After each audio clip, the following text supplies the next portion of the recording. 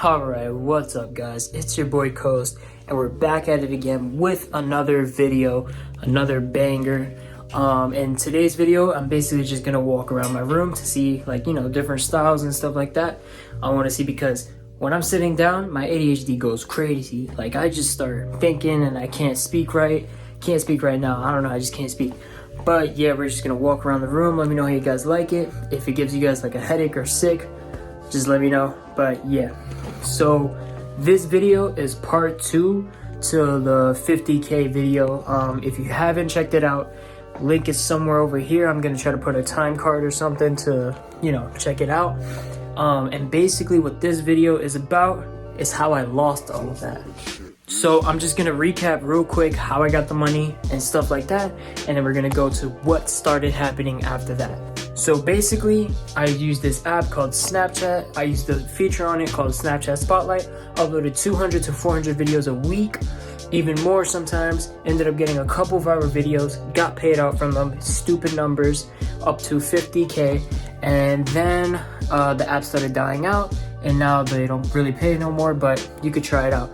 If you want to see more info on that, check out the last video, but that's basically the quick recap. So now we're gonna go to what I did with the money and where I kind of went wrong. Now, just a quick disclaimer, do not ever do the things that I did, because I could have been in 6-figure territory if I didn't make these decisions, but everything is a learning lesson. Everything in life is a lesson, so we learn, we live, we learn. If I made 50K before, I could make it again. That's my mindset. But yeah, so basically what happened was I got the 50K, and the immediately first thing I did was invest 35,000 of it. I put 35K in it. I was booling, like I was going crazy. There was one day in the market where I made like 5K because the market just flew, and a couple percent on 50K is pretty crazy. And I was investing, I was not trading. I was just investing, buying shares as it went down and as it went up. So I was actually becoming pretty profitable.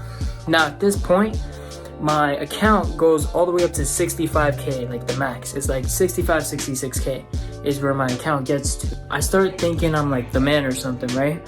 So yeah, I started thinking like I'm the man or something like that, and like, yo, I got all this money.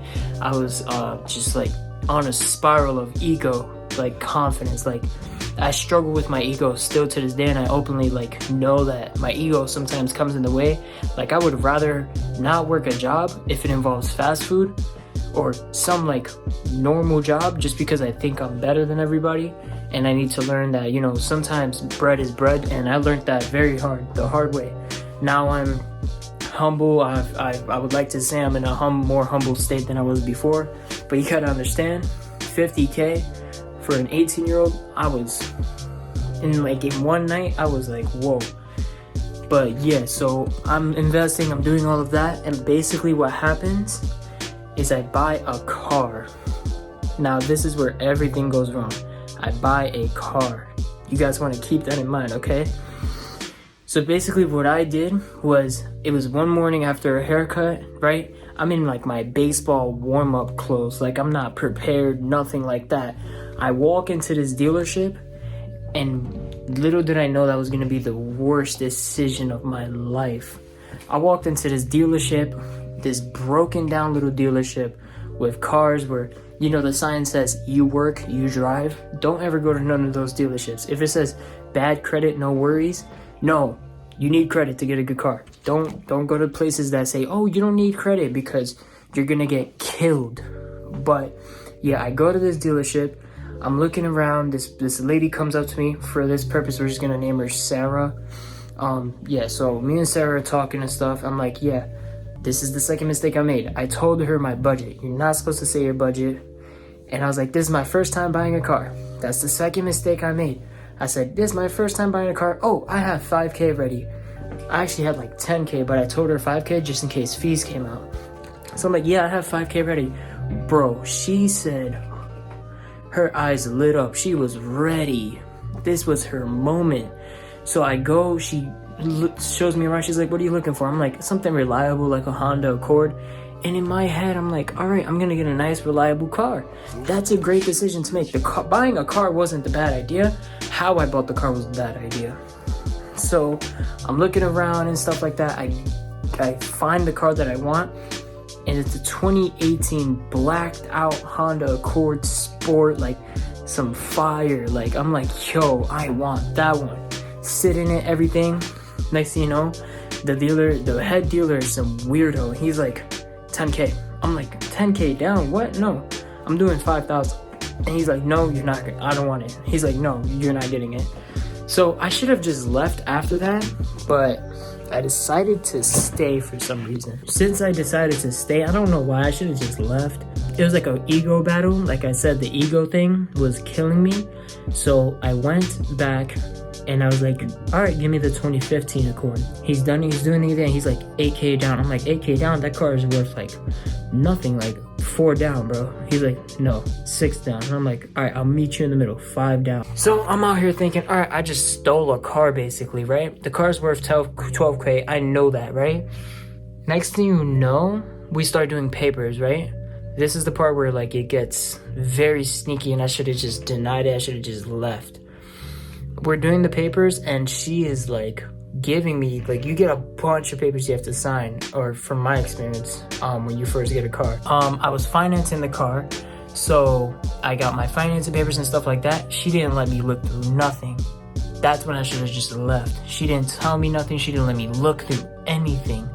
She gives me the paper like that. I sign and boom, she's like snatching it like that. She's snatching every paper. And I'm like, in my head, I'm like, this is kind of fishy. But I think she's like trying to rush because we're about to close. She's like, boom, boom, boom. Like she is snatching these papers, right? And 2 days later, I was able to pick up the car, which was also very sketchy. So I finally, fast forward a bit, I finally pick up the car, all of that, right? And then I look through my contract. It says I owe 26K for the 2015 Accord. A car that's worth 11, 12K maybe, I owe 26K on. Bro, when I tell you, I was like, oh crap. And my insurance was 2.1K a month. But my emotions took over. And I'm like, bro, I'm gonna surprise everybody. I'm gonna get this car. I'm gonna surprise my girlfriend. I'm gonna surprise my friends. I'm gonna surprise everybody. Watch. Boom, I did that. And everybody stopped caring for like a week. After a week. So I'm like, dang, bro. I really just took an L. And I'm like, I'm gonna have to survive this. And I'm like, I got 50K, I'm good, right?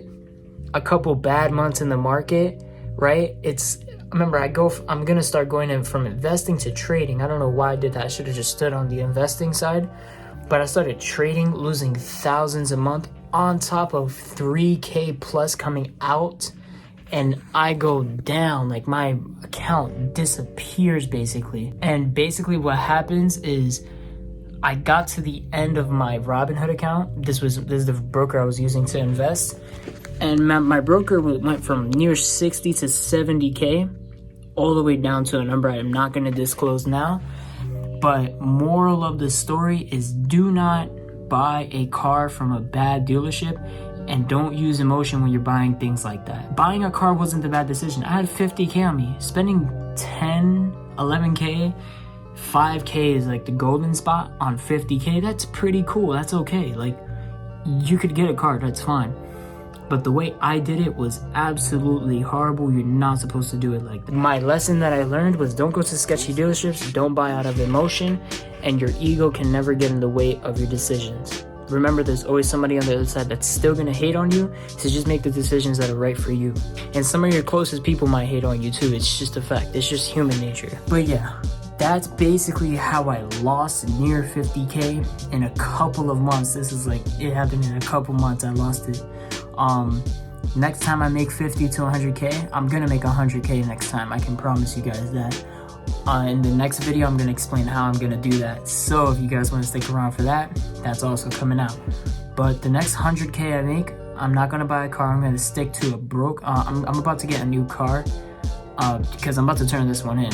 I can't afford it no more. Turning this one in, and I'm gonna get a very used car for my friends. I'm gonna stick with that car until I cannot drive it no more. I don't care if I'm 6 figures in. All I want is a place to live, a new apartment, and I want to focus on genuinely becoming rich and wealthy. Having possessions, if you see people with the newest cars and stuff like that, they're not wealthy. They're the poorest people in your area because their whole checks are going towards those cars. I'm telling you, I'm gonna become genuinely rich, and then I'm gonna buy a cheap Tesla. That's my guilty thing. That's what I want, a Tesla. Besides that, I don't really want anything, but yeah. To get that, I know I'm gonna make it 1% of my income, and I'm gonna try to buy it cash, even though you're not really supposed to do that. But I'm kind of terrified of dealerships now, so yeah, that's the next plan. The next video is gonna be how I'm gonna make 100K, and yeah, hope you guys enjoyed this story. It was kind of a roller coaster, kind of everywhere. Lesson of the story: don't use emotion. Your ego is never the right thing to do. Listen to your mind, not your heart. And yeah, hope you guys enjoyed this one, and I'm gonna see you guys in the next video. Peace.